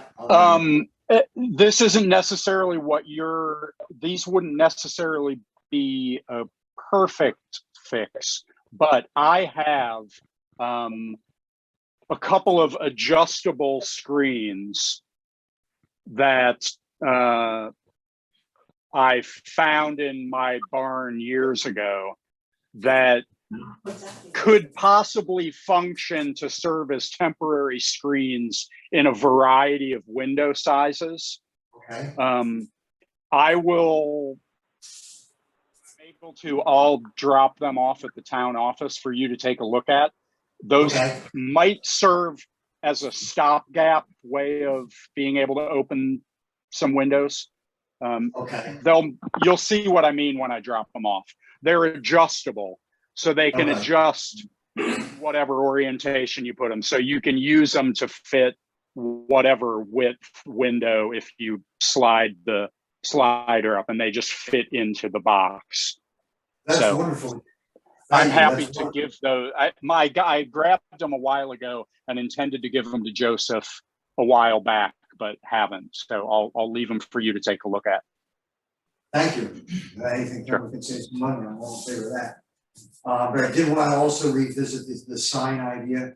Maybe we can talk about that a little bit down the road to get that repainted. I don't know if we can get that as a part of the $500 we have left in that grant. I don't know if they would go for that at all. You better ask them. I know, I would say it's 7th. You gotta make sure you're speaking like. I'm sorry, this is 7th of July, so we only have 3 weeks. What do you think, Sam? Well, it'd be nice to get whatever we can from Grant. If that's something that the board desires to do, then I would assume that I'd want to ask right away so that we can at least get someone on the job, so to speak, working on it, at least report that they're working on it prior to August 1st. Now, there are two people I'm thinking of. I don't know if you've looked at who might do it. There's a signature of Tom Stats on the bottom of the current sign. Is that? I don't know if he did it.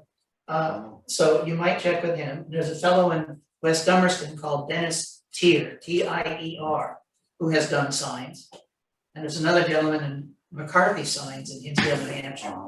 So you got 3 individuals you could, if you're gonna work on that you could ask what it would cost. It wouldn't hurt for me just to make 3 phone calls and have 3 discussions. I mean, that big of a deal. I'm gonna ask that you make a 4th phone call and check with the Vermont Trust. Oh, yeah. To see if Oh, yeah. that's something that. Well, I can email Lisa and see if she would and see if they would consider it. See if they consider it and then see if we can. Well, rather than, you can, I have no problem with that. But if she makes any comments about getting in contact from more than one person, you know, just let me know and I'll be glad to talk to her. Okay. I'm not saying I have any more weight or in than you I know do. what you got. It's just that, you know, she felt comfortable with the control level that we had at the time. Okay, And this is a variation from that, and I don't want to set the cart. good point. So I Did you just, want to talk about it? if you don't mind, No, not at all. Anytime I don't have to do work, I'm happy. I got plenty to do. Might be believe me. overwork here. I got plenty to do. I'll move on, otherwise we'll get stuck in the mud. Back to the town office, I have, per what I said to you all, been watching the mice every day. And unfortunately, damn, Monday, I got one right underneath us over here. Oh, really? It's the first time that I got a mouse underneath the select board room since the first 3 days when we got all those mice at the beginning. And then there was that one time where I got the mice, I believe the previous Thursday, over in the southwest part underneath the town office. And that's all we have had in close to 3 weeks at this point. Stan and I have been in conversation about doing additional sealing. And I don't know if I sent any information to anybody else out, but I think the plan now is at this point to contact Scott at a certain point here and tell him what we have, what's been going on. And you've done a great job with noticing other leaks and explain it to him. He's promised to come down for one more visit, which would be good now, and have him tell us the specific caulk that he had mentioned to me that can be used, that mice will eat through. That's real important. And maybe we can tighten this up real good. That's for that. Now, as far as the damage that you found with relation to the ants or whatever termites or whatever's going on. Up. And talk to the microphone. Yep, sorry. I think it would be a good idea to consider extermination. Once in a while, it doesn't have to be every day or every month, like or maybe not as frequent as we're thinking about the cleaning, but I'll defer to Stan, what you probably have some ideas about this because you've done a lot of work on it. See what you think about it. Yeah, I took a number of photographs yesterday afternoon, and I think I sent them to you yesterday evening to everybody here. That wasn't the sum total of all of them, but you can only repeat a certain picture so many times, so I provided 3 of those. After thinking about it for a while, and looking to the right of the area that I noted the pest damage, I noticed that there had been a bead of silicone caulk that was pressed in an area that extended basically from where the security panel is and the fire safety panel over to the left of the heating oil tank. That caulk line extends probably several feet over to the corner toward where the room below the vault is. And I made a point of looking, and I did not see any sawdust in that immediate area, which would clearly be an indication of current activity. I'm looking at the fact that whoever put that safety panel, that fire and security safety panel up, put it over that, because there's quite a big gaping hole. It's probably about 4 inches wide, and it goes up about an inch into that 1.5 inch thick sill plate. So that may in of itself be an access point somehow, some way for the mice. But I would think first recommend having a pest inspector come and look at it. Normally, when I did appraisals, if you got close to an area where there was that kind of deterioration, Okay. you could hear them chewing inside the window. Yeah. And I did not hear that. So it may be that when this building was built, there was a termite infested ward that was treated, but they put it in and it's been there ever since. So I would not look at ordering a remedy to the infestation to find out if it's active and whether they recommend we do it now. Okay, That might be a savings in and of itself just to do that. okay.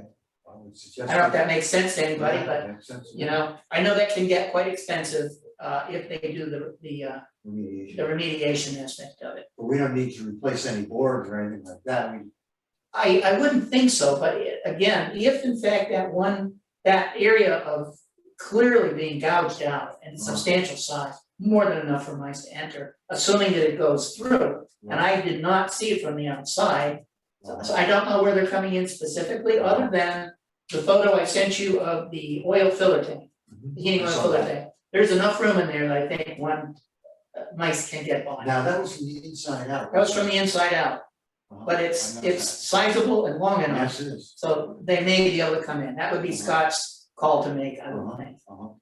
There was one other spot in the far corner, I did not provide a picture of it, where there wood appears to be carved out in the corner. And the feces from the mice are on both sides of a small path from that corner to the remainder of the sill plate. Don't know what that means, but I think Scott should take a look at it and see if that's another possibility. But I will tell you one other thing.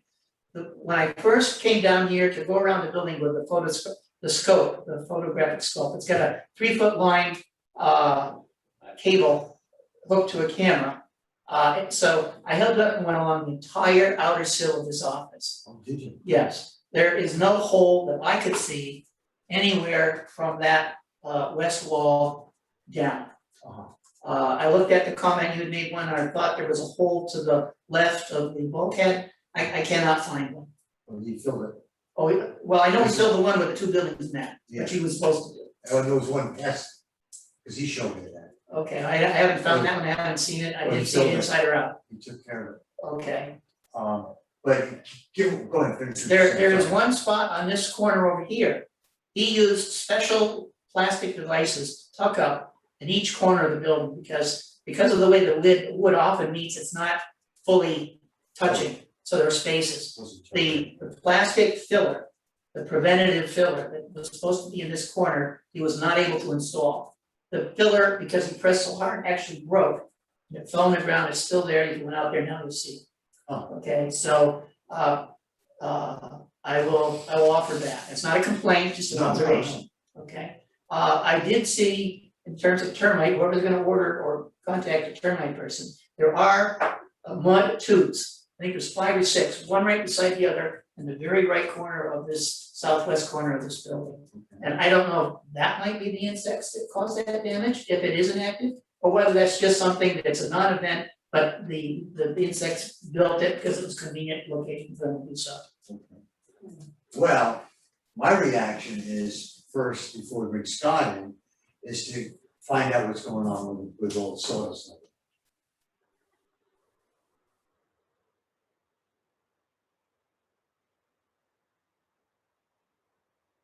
Okay, Okay, and I would really like to do that before Scott and have you involved in both these stages, because you know where everything is going on. When we go around, once we've got that understood and a process going forward, which I think we should do now, because it's a good time to do it, it's not end of fall or anything.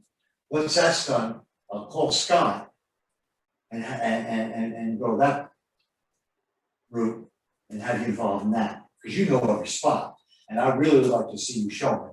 So he could, not that he would do any work, but he could help us with the mediation of it and what to do with it. Because it doesn't sound like it's a complicated thing, it's just caulking, but you have found areas that he obviously didn't. And when he did the work, he did it in 2.5 hours. Because it was blocked, it was easy, because I went to Brown and came back, I know exactly how it was, but whatever, it was 2.5 hours. So I would like the board's permission to for us to pursue getting somebody over here to take a look what's going on with that rot and with what's going on with the bugs. Once we resolve that, exterminate as necessary, like the board's permission for that as well. And then, once that's done, we'll do the Scott route and release and finish off the ceiling, unless anybody else has a better suggestion than that. I think that's wonderful, I would just offer one additional comment, and that is, I would let Scott know currently that there seems to be a trailing of, there's still some kind of activity. Because 2 months from now, he might say, why did you wait so long? And Okay. get a little excited about that. The sooner he knows, the better it is, and we're working on it, maybe we don't need to write now, but we will get back to you when it's. I think that's So a that, great so that he suggestion. doesn't feel blindsided and trying to take advantage of it. I will call him and discuss the whole thing, I will tell him what we've done and what I have found for mice and what I have done in terms of additional traps and everything that you, in a nutshell, of what you just explained. Sounds good, sounds good. I like that. Okay, I'm gonna move on. okay, go ahead. So let me just clarify, you're gonna talk to Scott about the mice and other conditions that related to the mice. but the possible termite pest control is a different vendor or would be a different, Correct. okay, all right, thank you. All right. Correct, but what Stan said, which is a really good idea, is to let him know that we have this issue going on. Basically, to brief him, just to keep him updated, so when I do Okay. call him a week or 2 weeks down the road, that like Stan says, I haven't blindsided him with all these other things that are going on. Okay, thank you. Go ahead. So if I could ask a couple more things. Okay. So then I'm sensing that this would be a point in time for a vendor to be contacted, to have them look at that, correct? Yeah, Or is that Well, I another can- meeting, another decision? No, Scott's easy to reach, I can call him. No, I'm not talking about Scott, I know. we just another vendor for Just so the insects. aware of him. Okay. Now it's great. Is that something that you'd be willing to do? Maybe use the list that I had of those other people that do pests, that are insects and mice? I don't know if I have. Okay, I sent you a copy if you need it, Okay. if you're willing to do it. Sure, I guess so. I mean, I've got things on my plate that are pretty serious. I I mean, if wouldn't, you don't, if you can't, I'll help, I'll step in. would you? Yeah. I'd appreciate it. I got some issues that I'm dealing with right now that are pretty serious. Okay, all right, And all I right. appreciate it. Yeah. I can do this other stuff that I've committed to, plus also take care of Susie's. So if you could do that, that'd be helpful. I appreciate it much. Yeah, no, thank you for your honesty, I appreciate that. Okay. Make things happen. Okay, and I'll try to screen through Susie's, but there's been a little bit here. You got a bunch of stuff that I sent to you all. I contacted Mo Mommy, I've sent you all a note about that. He's looking at a 4 to 5 week window to painting the building. I've changed the UV system over a week ago, the beginning of the month, to the other UV system. As of today, it's working fine. I'm trying to remove the first water filter to see what the condition of it is, because it's been 3 months. It's a 25-to-1 micron water filter that was put in prior to an additional water filter that was more expensive, which is supposed to last 25,000 gallons. I'm having a hard time getting that water filter off because I need to probably use a really strong mallet and a punch to get it off. It won't come off by the clap. It's probably under high pressure. I have to like whatever. Now, one couple other things. There have been basically 3 months of no serious charges to our financials with Susie's. Hallelujah. I would say we've probably spent about $150 is my guess. A part of that would be the $95. I believe we had a bill first week of April. I just for sent it, testing, yep. correct? And the other costs are maintenance costs, like I just went out and spent $43 today at WW for bags of salt and then been keeping on keeping that topped off, and that's working. So far, everything's fine. There's a lot of condensation coming in, but that's normal stuff. Okay, as far as the financials go, you all can look at this later, but as the end of May, it was 11.4, I believe, that we had in the account. And if you add the other to $3,800, that would bring us up to like 15.2-ish or so, minus some of these little bit of costs. So we're somewhere around the $15,000 neighborhood, so we're past the point of no return as far as needing the 14.5 to paint the building, so we're starting to go in the plus again past that. Over and above the money that we need for the painting. Peter, am I going too fast? Yeah, You got questions? always. I'm sorry, I was trying to slow. Funded about $15,000 and that's more than budgeted That's more than what we need to do the painting, or more than what's needed? which is 14.5 to paint the building. I'm sorry for the too fast. Go ahead. Okay? Yeah. All right. Let's move on. Bruce, can Okay. I ask a question? This is for Ken. Are we holding on any other expenses that we don't absolutely have to make on that building for the time being? Holding on to any other expense, I don't know what you mean, Dave. Well, I'm You mean just like saying that insurance? every now and then there are things that come up to, I don't know, repair some outside. There hasn't been anything lately. I'm just saying, I guess my point is we barely have enough money. We're barely going to have enough money for the next few months to pay for the painting. So we shouldn't be spending any money on that building that we can wait on. You know what I mean? So any projects whatsoever that don't have to happen right now, that aren't emergency plumbing repairs or things like that, we should not be doing, right? We're all in agreement on that. So we're not spending anything on it, anything else. No. The only thing I'm doing is keeping up with the little stuff like the salt and stuff like that. What's my favorite phone? No, there is, I shouldn't say this, but there is nothing major going on right now. And I hope it stays that way. I thought all the work that we spent, the money we spent, and the work we've done has ended for now.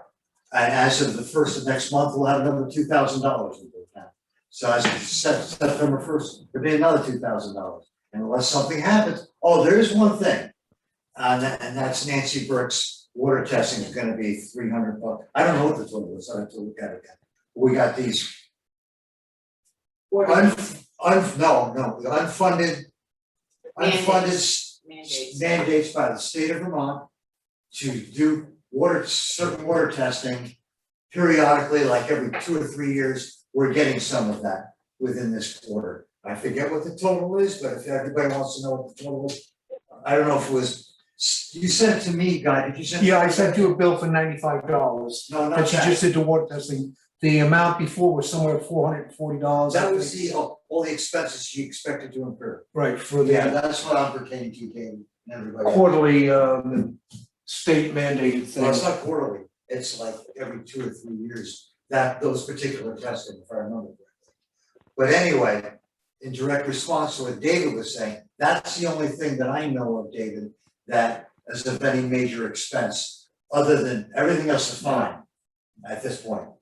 But then I got an email from Olivia one day, a week ago, saying that they're having issues with cooling the building. And they're thinking about putting a mini split system into the building. And they wanted, for 5 rooms, and they wanted to know if we would consider picking up some of the costs. And I said, time out. Then I sent her an email and said, we gotta talk. So I went, and I was totally against it. And then I went and met with her, and my first reaction, my first statement to her was, how can you expect us as a select board to spend money on an install that is for you, that you're gonna own? She said, wait a minute. It's a permanent install, would go with the building. I'm gonna ask And you that go for it. this needs to go on a separate item on the Yeah. agenda for Go a for it. discussion at another time. It's not It's on too the much. agenda, it's too much. You're right. So I'm just telling you what was, I guess what I'm telling you is the conversation I had with her, and we can revisit next time, unless somebody else has a question. It was quiet, that's a good thing. All right. And with that, I think I'm done. And Peter's happy. All right. While we're still in that category, for clarification purposes, might I ask a question? Oh, yeah. Speak up. Regarding the insect dilemma. Are people expecting me to make calls to see what the cost is? Or are people expecting me to, or I volunteer to make calls to have someone actually come and look at it? Or do we go through the process, or should we go through the process of getting the quotes for cost of inspecting first, vote on it, and then have them come? Because I'd like to be able to express that in my discussion as to how we're gonna approach that. But not only that, it would feel make me more comfortable knowing that I'm not going against the sentiments or feelings of the board. I'd like to have some clarification so I can feel more peace of mind. I think we should open it up to the floor if anybody else. Okay. All right, good point.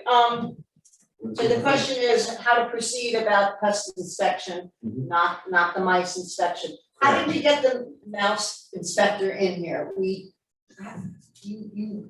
had a list of several vendors, 6 or 7 or 8 different vendors that we contacted, And then we, For that dilemma, there were 4 that were willing to come. I picked the 3 that showed the most willingness to come, called down and got quotes. Then I provided that back to the board made a recommendation, and we went with the person that everyone felt would better serve the package from all perspectives of cost, thoroughness, expertise, et cetera. speaking for myself, that I would think that we would follow the same procedure, if we could get a list of people, contact them, see who'd like to come in, if they have free estimates. So let's survey the board, we'll go to David. Yeah, I agree. I think that makes the most sense to do it that way. Glenn, how do you feel about that? I'm sorry I missed that. I had an emergency phone call from my sister, so I missed what you were talking about. Oh, we were just talking about the procedure to get a possible termite or pest inspector in, following the same procedure we did for the rodent, and that would be to find a list of vendors, contact them, and see which ones will come in to do maybe a free inspection. Sounds good. Perfect. Bruce? I agree. With that, does that answer your question? Yes, it does. Thank you. All right. Thank you, everybody. All right, Mark, I always feel so bad, I should probably move you up in the meeting minutes so that you don't have to stay around the whole meeting. Mark, highway roads, the supervisor report, I did put there that we do have the letter of intent that was sent to the road grant and aid, and that we did get a grant of $6,700. But if you could tell us what you're doing and what you're going to do, that would be great. Thank you, Mark, it's your floor. Okay. I guess, as you said, we had signed the letter of intent to go ahead with the grant for erosion control, Clean Water Act, and I met with Chuck Nugent on site on our most priority spot, and I was showed what he would like to see done as far as stone line ditches and possible culvert replacement right off the pavement. And we talked about that they were larger than 18-inch diameter culverts, and he wanted me to talk with Mark Pickering from V-Trans to decide whether these culverts need a hydraulic study or if they're okay to just upgrade. So I have a meeting with Mark Pickering coming up this week. I also used up all of the stock cold patch in the town garage. We buy it by the pallet, and I had ordered a pallet of cold patch bags to fill potholes, and that was ordered and received last week. I also will ask Archie about working on the new grant, see if he's interested. I would like to back up a little bit. I did go out with a grader since we last talked and touched up a few places, but because of the hard rains we had, I will continue to go out with the grader as needed in the oncoming days. I would like to ask the board permission if we could continue with the project we started with back in the winter. Car Tree came to town and took down possibly about 100 average sized trees, and because of our budget we had to stop, and we have a section of trees for a drainage project on Hill Road that I would like to continue with. And now that we are into the new budget, he gave us the pricing of $2,500 for one day's work with all of his crew and all of his equipment. And I would like to ask the board if I can invite Car Tree Service to come back for one day to continue the trees that we had discussed at that time. So how does the board feel about hiring Car Tree for one day at $2,500 on the new budget? Bruce?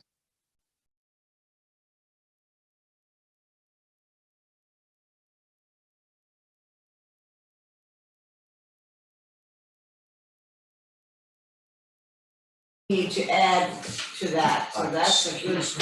I think when I was talking to whomever it was about what was in the file, maybe it was the guy that showed me all the amount of people that were in the files that were vendors files, Jeffers and da. I think Carr is in there already. But I didn't put them on my list that we voted on earlier, because I didn't write it down. So we say the list was incomplete, so that's just another one. David, what do you think about hiring Tree for one day at $2,500 to continue the work that Mark needs done? Yeah, I think assuming there's money in the budget with what we foresee doing, that we still have to do for various grants and things like that, then yeah, I think it makes sense to do it if we have the money. Well, we're right now we're flush. We have 100% of the budget available. Yeah. Who knows what will happen during the year, but. Well, but we also need to consider though that there are things that we know we have to do because we have to spend money to satisfy the grants that we talked about earlier and some of the existing grants, in order to be able to get the payback of that. So we have some costs that we've presumably already locked ourselves into having. So it's, we don't have all of that money is not unspoken for. That's true. Gwen? She's maybe on the phone again. Sorry, I hope everything's okay. Yeah. All right, we need to do a vote on this? You probably have to, it's expenditure of money. Okay, all right, I'll make a motion to approve 1 day's worth of work by Tree for $2,500 to complete work necessary for the erosion project. And I have a second. Second? Seconded by Stan. Any other discussion? All right, hearing none, all those in favor of approving $2,500 for 1 day's work from Tree Company for the removal of trees on Hill Road, signify by saying aye. Aye. Aye. Aye. Any opposed? Okay, all right, Mark, we will give you have the permission to work with Tree and get that work done at this time. Okay, I appreciate that. Thank you all. And one other thing, I know maybe it's too early to start into that new budget, but I just thought if I asked him now, I know he's a busy person, that it may not happen for a month, and we won't get the bill till after he's done. So I just wanted to be able to call and have him put us on his list. So Perfect. I think by the time we get a bill, it'll be a month down the road at a minimum. Okay. Okay. Anything Thank else, you. Mark? Is that it? No, that's it at this time. All right, perfect. Thank you so much. All right, we'll just finish up the select board meeting. You can see we had a couple of communications, emails about the webinars, homestead and non-homestead tax rate, disability rights Vermont survey, the Humane Society contract. Those all came through email. And regular mail was the Humane Society contract. All right, at this time, I'd like to make a motion that we approve. We have 2 payroll warrants and 1 accounts payable warrant to approve today. I'd like to make a motion to approve payroll warrant 2021-25 dated March 23rd, 2021 in the amount of $1,610.01. May I have a second? Don't you mean June, not March?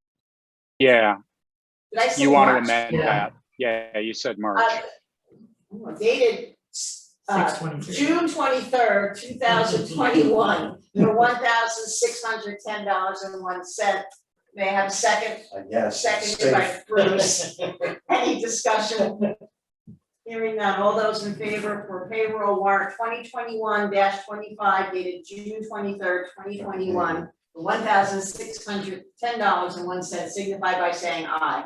Aye. Aye. Aye. Any opposed? All right, payroll warrant has been approved. I'd like to now make a motion to approve. Hold on a second, make sure I got the right word.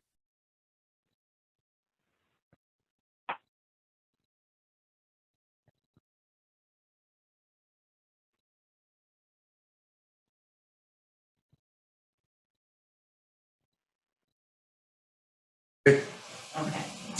I'd like to make a motion to approve accounts payable warrant 2022-01 dated July 7th, 2021 in the amount of $31,861.43. May I have a second?